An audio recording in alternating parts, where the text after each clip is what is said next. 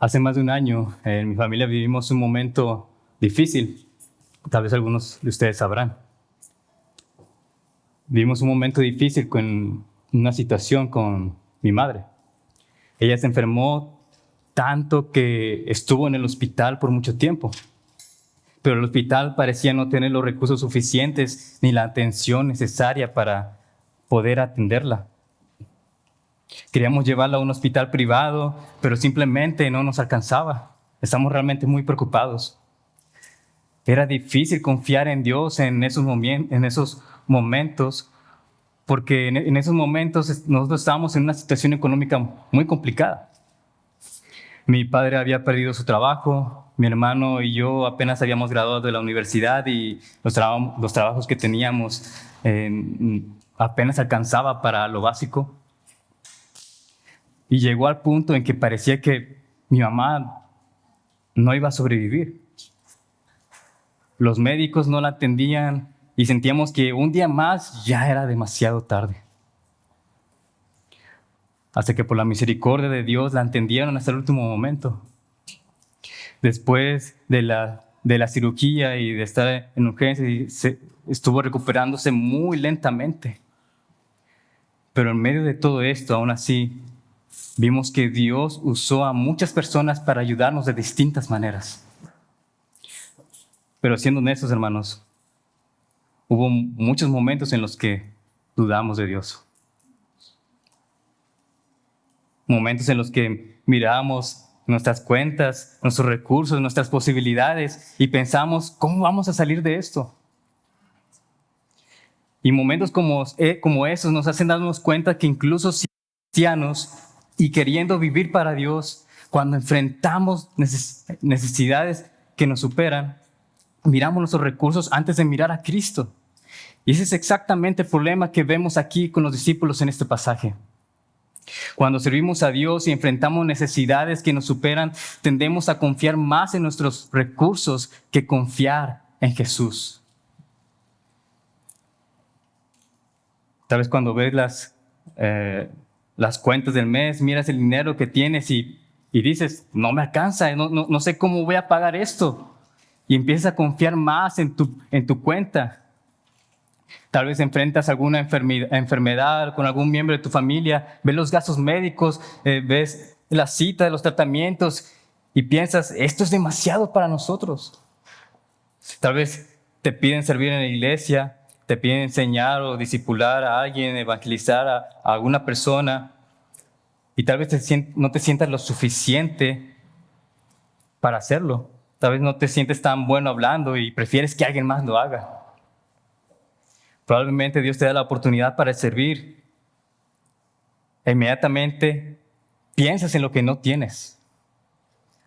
No sé lo suficiente, no tengo dinero, no tengo tiempo, no tengo habilidades. Y sin darnos cuenta, hermanos, estamos haciendo lo mismo que los discípulos hacían en este pasaje. Miramos lo poco que tenemos en lugar de mirar a Cristo, en lugar de mirar y confiar en Jesús. Y este pasaje nos enseña que podemos confiar en Jesús. La pregunta que vamos a tratar de responder en esta mañana es la siguiente. ¿Por qué puedes confiar en Jesús cuando enfrentas necesidades que te superan? ¿Por qué puedes confiar en Jesús cuando enfrentas necesidades que te superan? Bueno, primero, porque Jesús te capacita para cumplir su misión. ¿Cómo? Jesús te da la autoridad para predicar el reino de Dios, versículos 1 y 2. Dice que reuniendo Jesús a los 12 discípulos les dio poder y autoridad sobre todos los demonios y para sanar enfermedades. Y en estos primeros versículos, hermanos, Jesús reúne a sus 12 discípulos con el propósito ¿de qué? De enviarlos a predicar. Y anteriormente hemos visto a Jesús predicar cerca del reino de Dios, lo hemos visto sanar a los enfermos, expulsar a los demonios, resucitar a muertos, mostrando así su poder y autoridad. Los 12 discípulos estuvieron con Jesús en cada momento, escuchando cada enseñanza de Jesús, observando cada milagro que hacía. Y ahora era el momento de enviarlos para poner en práctica lo que habían recibido. Y aquí vemos una transición importante en la vida de los discípulos. Ahora los discípulos se estaban convirtiendo en apóstoles. Y a veces tenemos la tendencia de pensar que discípulo y apóstol son lo mismo, pero no lo son. Un discípulo es un aprendiz, un estudiante. Y un apóstol es alguien que es enviado, alguien comisionado, llamado por alguien superior, ya sea un rey o general de un ejército. Este es una persona que es enviado por una persona de autoridad suprema y lleva la autoridad de aquel que los envió, tal cual como un embajador que habla con la autoridad del mismo rey que los envía. Y Jesús, aquí dice en el versículo 1, que les da poder y autoridad sobre demonios y para sanar enfermedades. Es importante entender esto, hermanos. Los apóstoles no tenían poder en sí mismos. El poder no salía de ellos. Ese poder provenía solamente de Jesús. Ellos eran simplemente instrumentos del Señor. El Señor los capacita y los envía a esta misión para proclamar el reino de Dios. Y luego de darles poder y autoridad, los envía a las aldeas alrededor. ¿A qué? Bueno, el Evangelio de Marcos nos dice que el Señor los envía a los 12 de dos en dos. Y la primera actividad en el desarrollo de su misión es proclamar el reino de Dios. Y ese es el mismo mensaje que Juan el Bautista predicaba. Ese es el mismo mensaje con el que Jesús inició su ministerio en Galilea. ¿Cuál era el mensaje? Arrepiéntanse porque el reino de los cielos se ha acercado. Jesús nos envía a proclamar el reino de Dios. Nos envía a proclamar la salvación que solamente Dios puede dar al hombre pecador que es incapaz de ser salvo por sus propios méritos. Ese mensaje anuncia que Dios se ha acercado a nosotros y que la salvación solamente procede de Jesús. Ese es el mensaje de la salvación para todo aquel que cree, se arrepiente de sus pecados y pone su confianza en Jesús. Hermanos, y ahora estamos en un tiempo en la historia en que estamos en el avance de este reino, en que este reino está creciendo. ¿Por qué? Porque el rey de ese reino estuvo aquí entre nosotros. El Rey de Reyes estaba ahora enviando a los apóstoles, dándoles poder y autoridad para proclamar el reino de Dios a las aldeas alrededor. Hermano o hermana, Dios te capacita. Entonces recuerda que Dios no te ha enviado por tu propia autoridad. Dios no envió a los discípulos por su propia cuenta. No los envió porque eran buenos oradores o personas extraordinarias, sino simplemente porque Jesús los envía y les daba su poder y autoridad. Muchos creyentes no quieren compartir el evangelio con otros, o no quieren servir en la iglesia, o discipular a un creyente, o dar clases a los niños porque pensamos que somos incapaces. Podemos llegar a pensar, es que no sé suficiente de la Biblia. Es que no soy bueno hablando. Es que no soy líder. Pero hermanos, nuestra autoridad no procede de nosotros, no procede de nuestras habilidades ni de un liderazgo, sino que procede de Cristo. Entonces, si perteneces a Jesús, tú puedes hablar de Él. Tú no estás hablando por tu propio nombre, sino que tú estás hablando en el nombre de aquel del que te envió. El Señor nos comisiona a esto a nosotros de proclamar el evangelio y de predicar la palabra y edificar a otros con su palabra. No podemos pasar la vida sentados en la iglesia solo escuchando y aprendiendo. Los discípulos escucharon, aprendieron de Jesús y luego salieron a compartir lo que ellos aprendieron.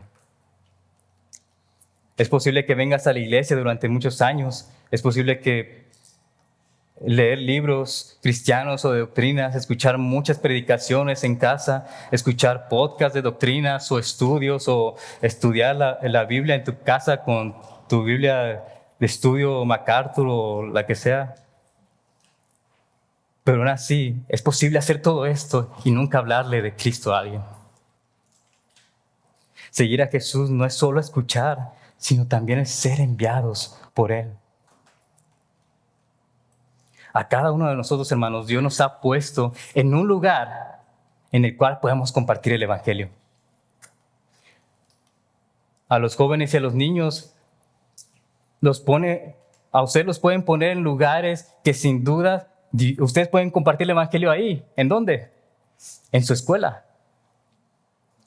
Háblale de Cristo a tus compañeros sin temor. ¿Por qué? Porque incluso a jóvenes, a niños, Dios les da su autoridad para predicar la palabra. Hermanos, Dios te ha puesto a ti en tu trabajo para que sí puedas compartir el Evangelio a los demás, a tus compañeros, e incluso a tu jefe. Y a cada uno de nosotros, Dios nos ha puesto en familias donde tenemos la oportunidad de compartir el Evangelio con personas que no conocen de Jesús. Tenemos la oportunidad de compartir el Evangelio con amigos que no conocen de Él. Tenemos la oportunidad de compartir de Jesús con nuestros vecinos y con todas las personas a nuestro alrededor. Dios quiere usar a personas comunes como nosotros como instrumentos. Los discípulos eran hombres sin gran educación, pero aún así Dios los usó grandemente. Y de la misma manera, Dios te puede usar a ti. Muchas veces pensamos que Dios solo usa a los pastores o a los misioneros o a las personas muy preparadas. No, Dios usa a todas las personas que están dispuestas. Y Jesús te envía a proclamar el reino de Dios, pero mientras proclamas el reino de Dios, también Jesús te sostiene mientras sirves. Y luego de capacitarlos, luego de capacitarlos con su poder y autoridad, ahora les da aquí unas instrucciones. En el versículo 3 dice: no toméis nada para el camino, ni bordón, ni alforja, ni pan, ni dinero, ni llevéis 2 túnicas. Ni cualquier casa donde entréis, quedad allí y de allí salid. Cuando leemos estas instrucciones, inmediatamente podemos pensar, ¿no? ¿Qué? ¿Cómo van a sobrevivir entonces a esa misión? Y ante esas instrucciones es necesario no llevarlas a la literalidad absoluta.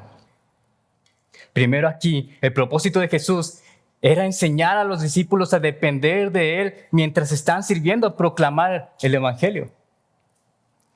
El Señor no envía a sus siervos si no los sostiene en el camino. El Señor que los envía es el Señor que también los va a sostener mientras ellos cumplen. Y la primera prohibición que aquí da es: no toméis nada para el camino. Y esta prohibición es genérica. Esta era una misión urgente y no debían de ocuparse en buscar, en tener muchas cosas en el camino, porque iban a estar en constante movimiento. Aunque esas cosas que dice Jesús parecieran ser cosas elementales para nosotros, no había tiempo para cargar muchas cosas. Solamente tenían que tener fe confiando en el cuidado del Señor. Jesús también les dice que no lleven bordón. ¿Y qué es el bordón? Es un bastón que usan los peregrinos o las personas que están de viaje para apoyarse en el camino. Y también para ahuyentar animales. En el Evangelio de Marcos vemos un paralelo con este pasaje y vemos que ellos no pueden llevar un bordón más del que ya tenían. O sea, pueden llevar el bordón que ya tienen, pero no pueden llevar uno segundo. Entonces no debían de preocuparse por buscar uno nuevo. Jesús tampoco les permitía llevar una alforja. ¿Qué es una alforja? Es una bolsa de viaje donde llevaban sus pertenencias cuando viajaban. No era necesario que llevaran eso porque pues iban a estar constante movimiento y no era necesario llevar tantos objetos. Tampoco les debían de proveerse de pan. Ahora, no les está prohibiendo comer. Les estaba enseñando a depender de Él para todo. Y debían de confiar en el Señor, de que el Señor les proveería de alimentos. Tampoco debían llevar dinero. Lo único que necesitaban era fe para confiar en el Señor. Y de igual manera no era necesario llevar un segundo vestido. Podían llevar uno que ya tenían, pero no pueden llevar un repuesto. Ellos iban a viajar muy ligero, estarían en movimiento todo el tiempo y debían depender de que el Señor les proveería a través de las personas que les hospedarían. Tal como dice en el versículo 4, y en cualquier casa donde entréis, quedad allí y de allí salid. No les está diciendo que vayan de casa en casa tratando de buscar un mejor hospedaje, sino que debían establecerse en un lugar donde ahí sería como su base para ministrar en la comunidad donde ellos estarían ministrando. Y el Señor no quería que estuvieran de casa en casa, abandonando una solamente porque no les gustó la comida o porque no les gustó la cama y luego entonces se quieren ir a buscar otra casa. No, se quedarían allí hasta que la misión esté completa. Pero Jesús también les hace saber que no serían bien recibidos en algunas partes. Dice en el versículo 5, y donde quiera que no recibieren, salid de aquella ciudad y sacudid el polvo de vuestros pies en testimonio contra ellos.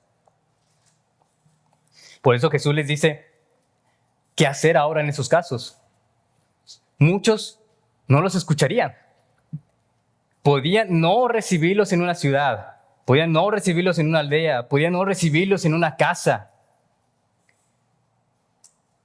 En fin, está refiriéndose a cualquier lugar en donde no sean recibidos. Y la palabra aquí, recibir, expresa la idea de aceptar o de ser bienvenido o de prestar atención que requiere alguien. Y si no lo reciben, si no reciben a los apóstoles, entonces ¿qué estaban haciendo? Los estaban rechazando. Y es necesario entenderlo porque aquellos que rechazaban a los apóstoles no solo los rechazaban a ellos, rechazan el mensaje. Y si rechazan el mensaje, están rechazando a Jesús. La gente no estaría despreciando solo a los mensajeros, sino estarían despreciando a aquel que envió a los mensajeros. Por tanto, Jesús les dice que salgan de la ciudad o de la casa que no fueron recibidos, y mientras salían, ¿qué debían hacer? Sacudir el polvo de sus pies. ¿Y a qué se refiere esto? Los discípulos sabían exactamente a qué se refiere a Jesús. Y es que este era un gesto simbólico judío, que cuando los judíos caminaban por tierras gentiles, en tierras paganas, y cuando entraban al territorio de Israel, ellos debían sacudir el polvo de sus pies. ¿Por qué? Porque ellos pensaban que la contaminación pagana podía contaminar su tierra. Pero Jesús aquí aplica este gesto de manera diferente y de manera aún más sorprendente. Jesús no los está enviando a pueblos paganos, no los está enviando fuera de su territorio, sino que los está enviando a las aldeas y los pueblos de los mismos judíos. ¿Para qué? Para predicar el evangelio del reino. A sacudir sus pies, esto sería testimonio del paganismo de los judíos por no aceptar el mensaje de Jesús. Y esa es una advertencia que hace hacia ellos por su rechazo. Y dejan claro que la responsabilidad del rechazo no es de los mensajeros, sino que la responsabilidad es de aquellos que rechazan el mensaje de Jesús.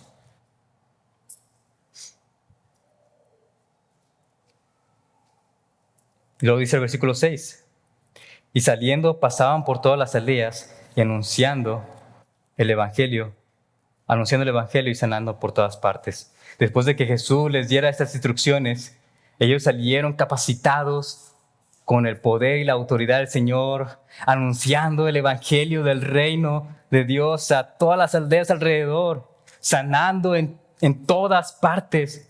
Y los apóstoles estaban cumpliendo con esta misión que el Señor les había encomendado. No tenían por qué preocuparse. No tenía por qué dudar el Señor. ¿Por qué? Porque lo estaban haciendo con su poder y con su autoridad. Hermanos, servir a Dios, vivir para Dios, requiere depender de Dios. Jesús les había quitado muchas cosas a los discípulos que pudieran ser elementales para nosotros, como el dinero, las provisiones y más. ¿Por qué? Porque quería que aprendieran a depender del Señor. Y muchas veces preferimos servir a Dios cuando tenemos todo bajo nuestro control, ¿no? Muchas veces Dios va a permitir que vivamos situaciones difíciles. ¿Para qué? Para que nos podamos y recordemos que tenemos que acercarnos a Él. Dios puede proveer a través de otras personas, Dios puede proveer a través de su iglesia. Y los apóstoles recibirían provisión de la hospitalidad de otros, y así la iglesia puede apoyar a otros y podemos recibir la ayuda inesperada de alguien más. Dios usa a su pueblo para apoyar a su pueblo. Y es necesario tener en claro, hermanos, que cuando proclamamos el Evangelio, muchos nos van a rechazar. Tal vez ya te ha pasado, sin duda. Algunas personas simplemente no van a querer escuchar. Muchas personas se van a burlar. Pero nosotros como creyentes estamos cumpliendo con nuestra responsabilidad de proclamar el mensaje de Dios, sea que nos escuchen o no. Tú puedes servir a Dios con confianza porque Jesús te sostiene. Los discípulos no tenían por qué preocuparse por su inseguridad o por su provisión. Jesús mismo los sostendría. Jesús los sostiene. Jesús nos sostiene a través de su iglesia, nos sostiene a través de otras personas. Jesús sostiene a su pueblo. Y tú puedes confiar en Jesús porque Él te da la autoridad para cumplir la misión, su misión, pero también porque Jesús es mucho más de lo que el mundo piensa. Jesús es mucho más de lo que el mundo piensa. Aquí nos dice el versículo 7, que Herodes el tetrarca oyó todas las cosas que hacía Jesús y estaba perplejo porque algunos decían, Juan ha resucitado de entre los muertos. Las noticias y la fama de Jesús se extendían por todas partes. Las noticias, la fama de Jesús entre las aldeas y en toda la región de Galilea. Todos estaban hablando de Jesús. Los apóstoles estaban cumpliendo con la misión que Jesús les había encomendado. Y por ello tomó aún más fuerza el mensaje del Evangelio. Estas noticias acerca de Jesús ya no circulaban solamente en las aldeas pequeñas, sino que llegó hasta ¿quién? Ahora había llegado hasta el palacio en donde Herodes, el tetrarca, se encontraba. Este Herodes era Herodes Antipas, el gobernante de Galilea bajo la autoridad del Imperio Romano. Por lo tanto, todo lo que estaba sucediendo, todo en el ministerio de Jesús, en este momento, estaba ocurriendo dentro de su territorio, dentro de su jurisdicción. Herodes escucha cada vez, diariamente, día tras día, nuevas historias de enfermos sanados, de demonios expulsados. Escucha a multitudes hablando de alguien que hablaba del reino de Dios. Pero el problema era que Herodes no sabía quién era Jesús. Nunca había visto a Jesús. Y al no saber quién era, y ante las opiniones de las personas, estaba perplejo. Estaba inquieto. ¿Por qué? Porque no sabían quién era Jesús.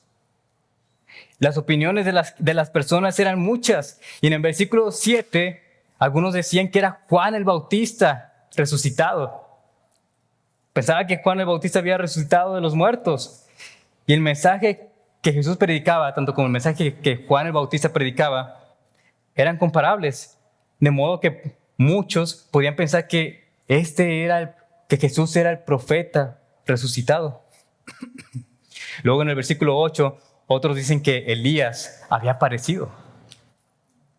Y a pesar de que anteriormente ya había dicho que se cumplía la profecía del Mesías en él, en Jesús, A pesar de todas las obras milagrosas que Jesús hacía, de dar vista a los ciegos, alivio a los oprimidos, y que todo esto lo identificarían como el Mesías, el pueblo seguía incrédulo.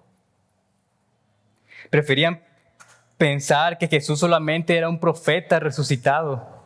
Preferían pensar que Jesús solamente era otro hombre más. Pero Jesús contradice esto cuando los discípulos le preguntaron que dónde estaba Elías, porque sabían que Jesús era el Mesías. Los discípulos sabían que Jesús era el Mesías, pero la pregunta era, y parte de los fariseos, ¿pero Elías dónde está? Él debía venir antes del Mesías, según Malaquías 4, 5 y 6. He aquí yo os envío al profeta Elías antes de que venga el día de Jehová grande y terrible. Pero Jesús mismo describe que ya había sido cumplido esto con Juan el Bautista. Pues Juan el Bautista había venido en el espíritu y el poder de Elías. Pero otros no estaban seguros de que si era Juan el Bautista o si era Elías, sino que pensaban que era algún otro profeta antiguo resucitado. Simplemente, a pesar de tantas evidencias que Jesús mostraba por sus obras y a través de su predicación, había gente que no creía. Dudaban de quién era Jesús. Luego dice en el versículo 9, y dijo Herodes, a Juan yo lo hice decapitar. ¿Quién pues es este de quien oigo tales cosas? Y para entender por qué Herodes dice esto, necesitamos recordar lo que ocurrió con Juan el Bautista. Tiempo antes, el profeta Juan el Bautista había confrontado públicamente a Herodes Antipas, y Juan le dijo que era pecado que viviera con Herodías, la esposa de su hermano. Herodías odiaba a Juan por decir esto y quería verlo muerto. Un día después, durante un banquete en el cumpleaños de Herodes, la hija de Herodías danzó para él y para sus invitados. Y Herodes quedó complacido ante esto. Quedó tan complacido que hizo un juramento muy imprudente. Le prometió darle cualquier cosa que ella pidiera. La joven consultó entonces con su madre. Su madre le dijo, quiero la cabeza de Juan en una bandeja de plata. Su hija regresa ante Herodes con esta petición y Herodes no quería hacerlo. ¿Por qué? Porque Herodes sabía que Juan era un hombre justo y santo. Pero por su orgullo y por no quedar mal delante de sus invitados, dio la orden. Y así Juan el Bautista fue decapitado. Le entregaron su cabeza en una bandeja de plata. Por eso Herodes dice aquí, a Juan yo decapité. Y aunque otros pasajes paralelos nos dice que Herodes parecía pensar más de que Jesús era Juan resucitado, tal vez por la culpa que tenía, que llegaba a pensar esto por haberlo matado, pero aún así Herodes sabe con certeza que Juan estaba muerto. Por eso hace esta pregunta, ¿quién pues este de quien oigo tales cosas? El deseo de Herodes de ver a Jesús no provenía de una fe sincera, sino solamente de poder presenciar sus milagros o incluso tal vez de matarlo. Y aquí Lucas vuelve a esta pregunta que anteriormente ya habíamos visto en anteriores pasajes. ¿Quién es Jesús? Lucas nos quiere enfocar aquí la identidad de Cristo y nos preguntamos entonces, ¿quién es Jesús? La gente estaba confundida, no sabían quién era Jesús, pensaban que era Juan, pensaban que era Elías o algún otro profeta, menos el Mesías esperado. Pero hermanos, Jesús no era ninguno de esos profetas. Él era mayor que estos profetas. Él no era un simple hombre mortal con pecado. Jesús era Dios mismo, Dios encarnado, Dios hecho hombre. Jesús es mayor que todos los profetas que han vivido anteriormente. Jesús es mucho más de lo que el mundo puede pensar de Él. Jesús vino a traernos salvación. El justo que murió por los injustos, tomando el castigo que nosotros merecíamos al recibir la ira del Padre. que resucitó y recibió también la victoria. Él es el mediador entre Dios y los hombres. Muchos pensaban que Jesús era Juan, Elías o algún otro profeta y estaban equivocados. Y hoy en día sigue sucediendo exactamente lo mismo. ¿Cuántas veces el mundo, las personas allá afuera, escuchan tantas veces también el Evangelio y aún así siguen dudando de quién es Jesús? El mundo tiene falsas ideas acerca de Jesús. Muchas personas piensan que Jesús solamente fue un gran maestro moral, un ejemplo de amor. Piensan que solamente fue un líder religioso o un gran filósofo. Pero si Jesús solo fuera esto, entonces no podría salvarnos. Entonces la pregunta no es qué es lo que la gente piensa acerca de Jesús, sino quién dice Dios que es Jesús. Entonces pregúntate, ¿quién es Jesús? Esto no solamente es una pregunta teológica, esto debe ser una pregunta personal. Entonces, ¿quién es Jesús para ti?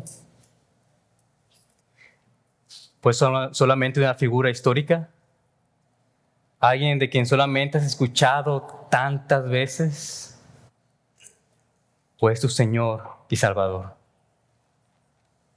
La manera en que respondes a esta pregunta determinará tu destino eterno. Por eso es importante conocer quién es Jesús y cómo enfrentamos estas ideas falsas acerca de Jesús. ¿Cómo conoceremos quién es Él? A través de su palabra revelada, a través del Evangelio que nos ha dado. Jesús es el Rey prometido, el Mesías, el Salvador del mundo. Y si Jesús realmente dice que es quien es, entonces Él es digno de que nosotros pongamos nuestra fe en Él. Jesús es digno de que nosotros le obedezcamos y le demos nuestra vida entera a Él. No puedes tratar a Jesús, hermano, como una opinión más. Debes confiar en Jesús, porque Jesús es mucho más de lo que el mundo piensa, pero también porque Jesús provee para su pueblo.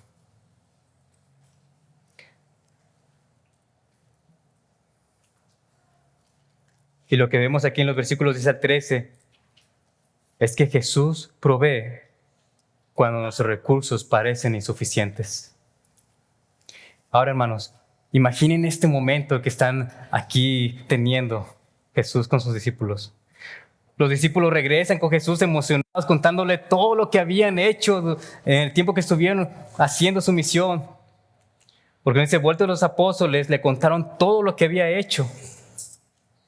Ellos le decían a Jesús: Señor, la gente estaba atenta escuchando, los enfermos eran sanados y los demonios salían. Pero claro, después de tanto tiempo, de mucho tiempo de trabajo, los discípulos ya estaban muy cansados. Jesús sabe esto, que ya están cansados y los lleva a descansar un poco. Dice que, y tomándolos, se retiró aparte a un lugar desierto de la ciudad llamada Betsaida. Los lleva a un lugar desierto, que en el idioma original no se refiere a un lugar de arena con el sol, con todo lo que da, ¿verdad?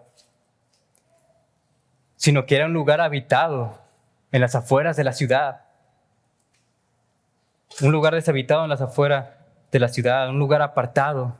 Y Él los llevó ahí para descansar un poco, cerca de la ciudad de Betsaida, al norte del lago de Genesaret.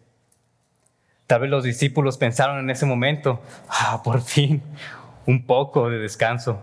Ya estaba muy cansado. Pero cuando apenas llegaron al lugar, la gente ya los estaba esperando ahí.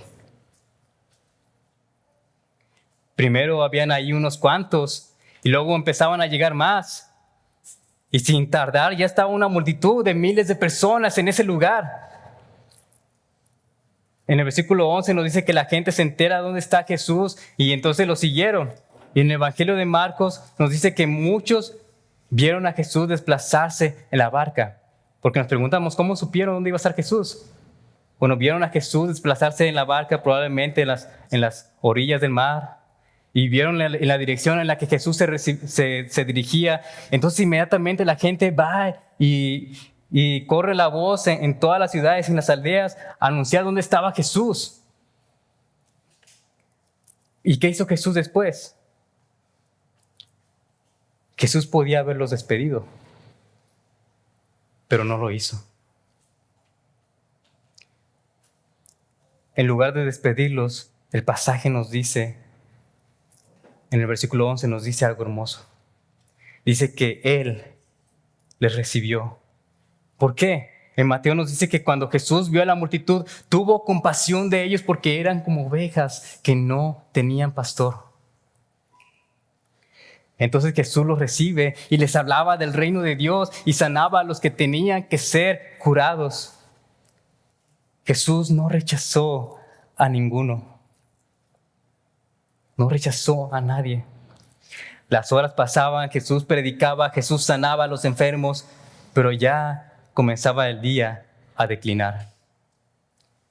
Y los discípulos se dan cuenta, ven al cielo y ven que el sol está bajando. Entonces los discípulos se acercan a Jesús. ¿Y qué le dicen? Versículo 11. Despide a la gente para que vayan a las aldeas y los campos alrededor y se alojen y así encuentren alimento. Porque aquí estamos en un lugar desierto, aquí no hay nada, no hay tiendas cercas. Es imposible que compren algo por aquí. Y los apóstoles realmente parecían dar una sugerencia razonable, una respuesta lógica, humanamente hablando. Y vean esto como un problema. Ellos querían despedir a la multitud para que no se les hiciera tarde, para que así ellos pudieran comer. Ellos se acercan a Jesús dándole consejo como si Jesús necesitara de su consejo. Y muchas veces nosotros somos así parecidos, ¿no? En nuestras oraciones nos acercamos a Dios tratándole de dar consejo a Dios, diciéndole qué hacer. Pero Jesús no argumentó con ellos, sino que les dio una orden. Denles ustedes de comer. Ya te imaginarás la cara de los apóstoles de impresión, ¿no? ¿Cómo? ¿Nosotros alimentarlos a esta gran multitud? Señor, por favor.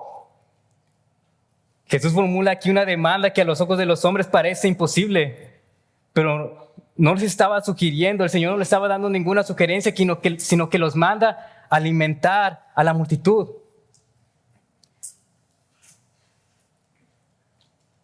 ¿Y qué responden los apóstoles? No tenemos más que 5 panes y 2 peces. A no ser que vayamos nosotros a comprar alimentos para toda esta multitud. Y en el Evangelio de Juan nos dice que Andrés, hermano de Pedro, encontró a un muchacho que tenía 5 panes de cebada y 2 pececillos. De esa manera encontraron la comida. Pero aún así, ¿qué es esto para tantos? La respuesta de los apóstoles es de incredulidad. Y parecen que nuevamente los 12 ya se habían olvidado acerca de todos los milagros que Jesús había hecho anteriormente. Incluso olvidaron los milagros que ellos mismos habían hecho a través del mismo poder de Jesús. Recientemente acababan de salir de eso y ya se habían olvidado de eso.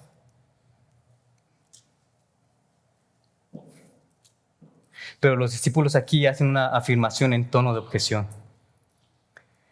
En otras palabras, los discípulos decían: Señor, esto es imposible. No podemos hacerlo. Y ellos expresaban aquí su incapacidad ante el mandato de Jesús. Ellos querían que Jesús quería que ellos aprendiesen a depender de Él. Y muchas veces, hermanos, cuando estamos en problemas, nos enfocamos solamente en lo que tenemos. Cuando enfrentamos una gran necesidad, volteamos a ver inmediatamente lo que tenemos, nuestro dinero, nuestro tiempo, nuestra capacidad, en lugar de ver a Jesús. Jesús a veces nos pide que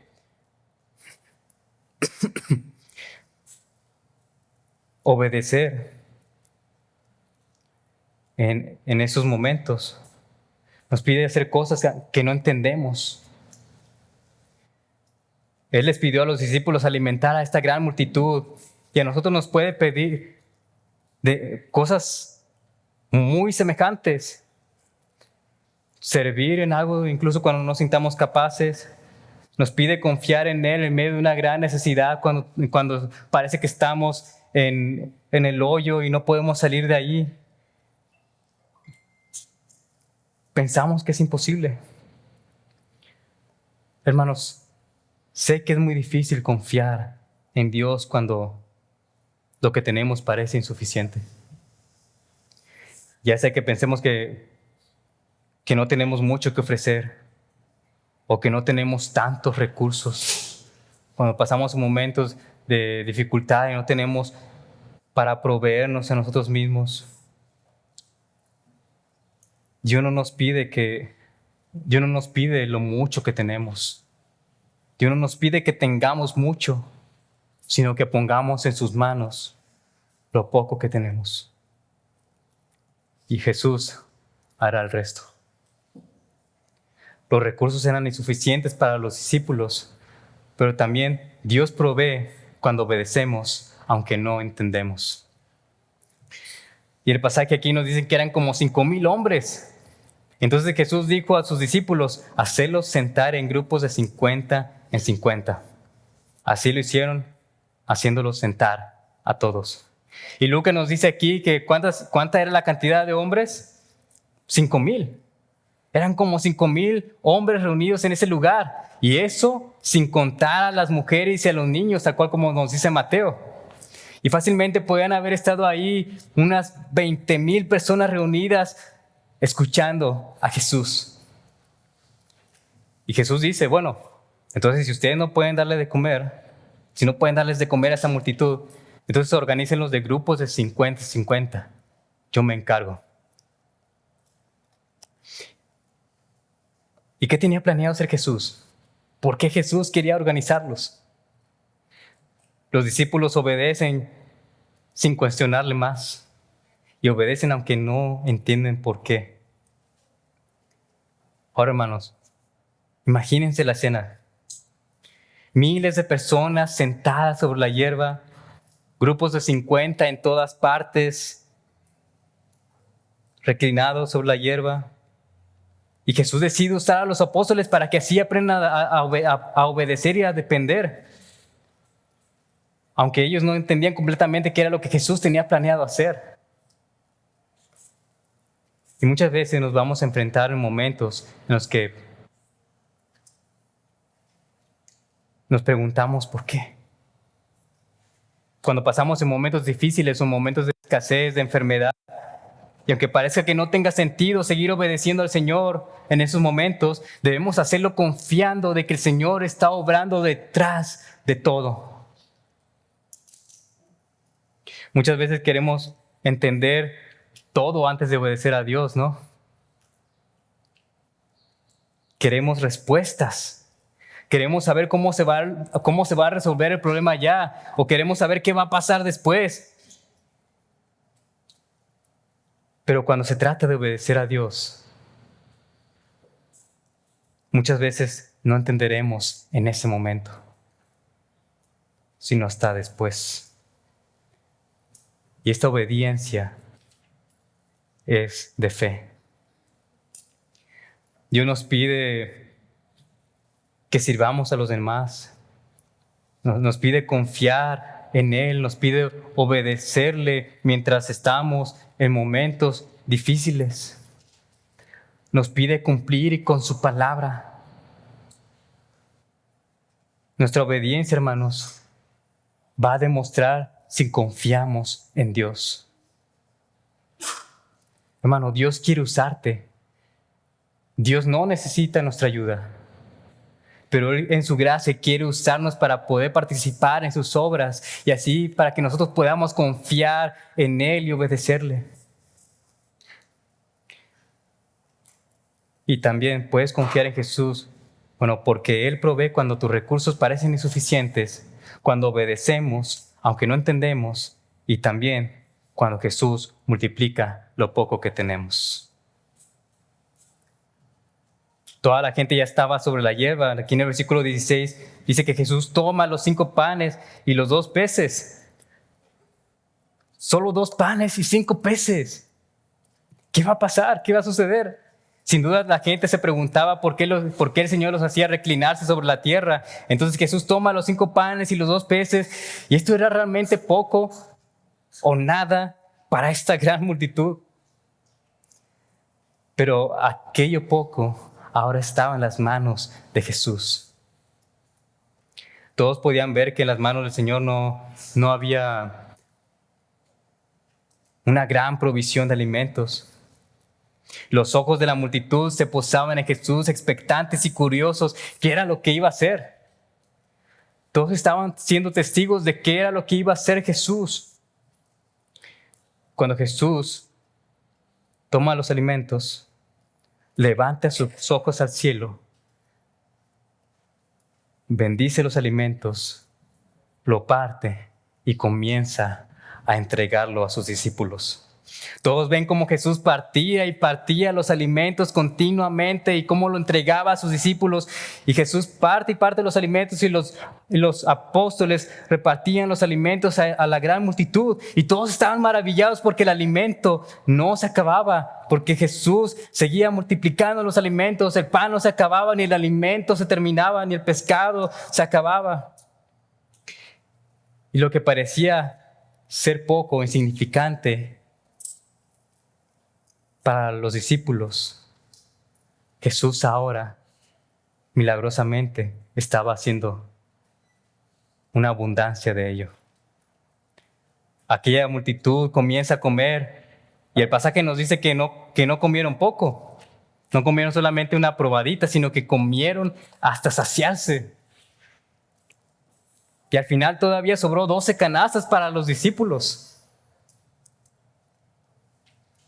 Y aunque Jesús parecía solamente un hombre común, como cualquiera de nosotros, aunque para algunos que pensaban que solamente Jesús era un profeta,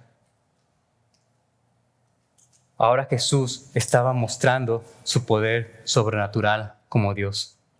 Y este poder nunca lo había tenido nadie más antes que Él. Y aquí Jesús se está presentando como el Dios proveedor. Y aquí nos recuerda este milagro que hizo Jesús. Nos recuerda lo que hizo Dios en el Antiguo Testamento, en Éxodo 16, cuando Israel estuvo en el desierto 40 años sin comida. ¿Qué hizo Dios? Él proveyó maná del cielo.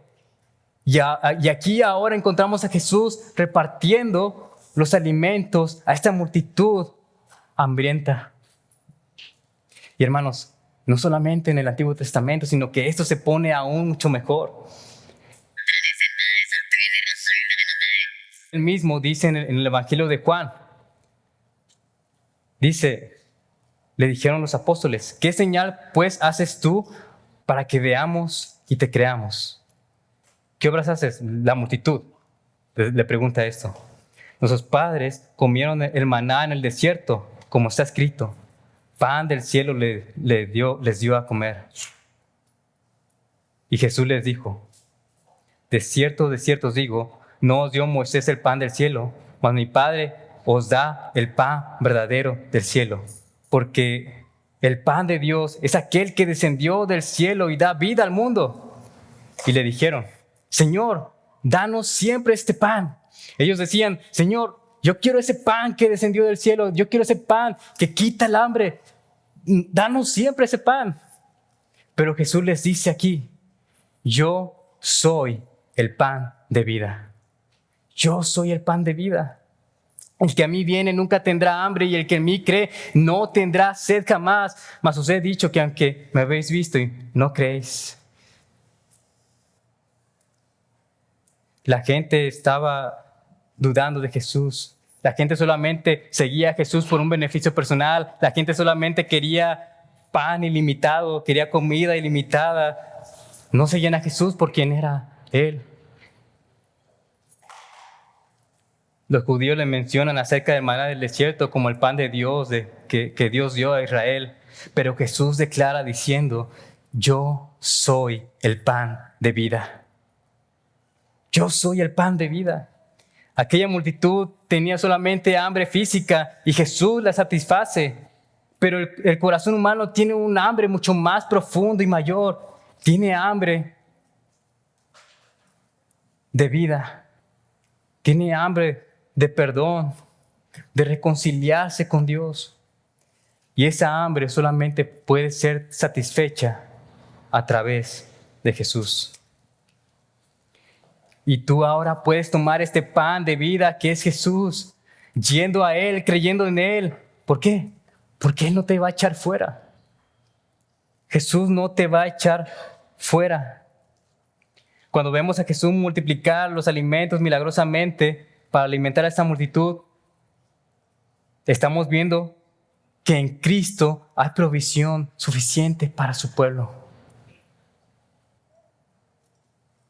Hermano, cuando enfrentas una necesidad económica grande, tal vez estás endeudado o tienes gastos médicos o no te alcanza a hacer ciertas compras importantes, personales o para tu familia. Lleva esa carga a Jesús en oración, confiando en Él. No vivas en ansiedad. Pídele a Dios que te dé sabiduría para saber qué hacer, para saber cómo obedecerle en medio de estos momentos tan difíciles que estás enfrentando. Los discípulos no resolvieron el problema solos. Solo obedecieron a Jesús. Así, si tienes una crisis económica, tienes algún problema financiero, podemos hacer algún presupuesto, buscar consejo de alguien más, pedir ayuda, trabajar diligentemente y evitar deudas innecesarias. ¿Por qué? Porque Dios también provee de estas maneras. Nuestra fe no reemplaza nuestra responsabilidad, no solamente de sentarnos a esperar a ver qué hace Dios por nosotros. Nosotros tenemos que obedecer y seguir confiando en Él. Dios mismo muchas veces ha provisto a su pueblo a través de otras personas. Dios provee a los creyentes a través de la iglesia, así como hemos visto ese mismo testimonio en esta iglesia cuando nos hemos preocupado en proveer a otro hermano que se encuentra en necesidad, a otro hermano o hermana que se han encontrado en una necesidad que lo supera. Jesús no solo provee lo suficiente, sino que Jesús provee abundantemente. En Cristo encontramos gracia. En Cristo encontramos gracia abundante. Jesús provee para nuestras necesidades físicas, pero provee también para nuestras necesidades espirituales. No hay pecado más grande que Jesús no pueda perdonar, y no hay necesidad demasiado grande que el Señor no pueda suplir. Jesús provee de nuestras necesidades.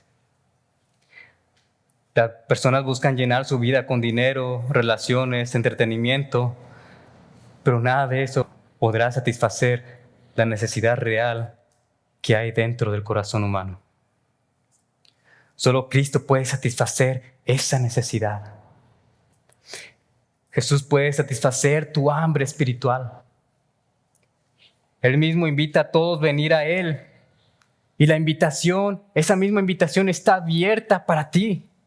Todo aquel que viene a Jesús, Él lo recibe y no lo echa fuera. Solo te puede dar perdón, vida eterna y paz real. Hermanos, este pasaje nos enseña que Jesús es suficiente. Por tanto, tú puedes confiar en Dios, porque Jesús es suficiente para cumplir su misión y proveer lo que necesitamos. Tú puedes confiar en Dios porque Jesús es suficiente para cumplir su misión y proveer lo que necesitamos. Muchas veces hacemos lo mismo que los discípulos.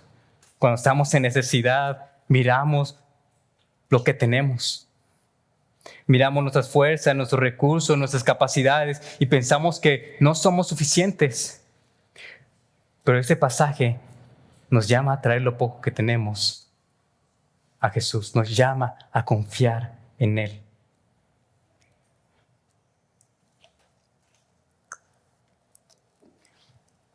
Entonces aquí les presento ahora unas preguntas de reflexión. ¿Estás participando en la misión que Jesús te ha dado? ¿O has dejado de hacerlo porque no te sientes suficiente para servirle? Hermanos, Dios nos ha dado la autoridad para predicar, para proclamar el Evangelio, para compartirlo con los desconocidos. Nos capacita para servirle en cualquier ámbito en la vida cristiana. También pregúntate, ¿quién es Jesús para ti? ¿Solo alguien que te ayuda en los momentos difíciles? ¿O es el Salvador digno de tu confianza y obediencia total? ¿Quién es Jesús para ti? También pregúntate, ¿hay alguna necesidad en tu vida donde hoy necesitas confiar que Jesús puede hacer mucho más de lo que tus recursos parecen permitir? ¿Qué necesidad hay en tu vida en ese momento? Vengamos, hermanos, confiando en Dios, porque Él es suficiente para cumplir su misión y proveer lo que necesitamos.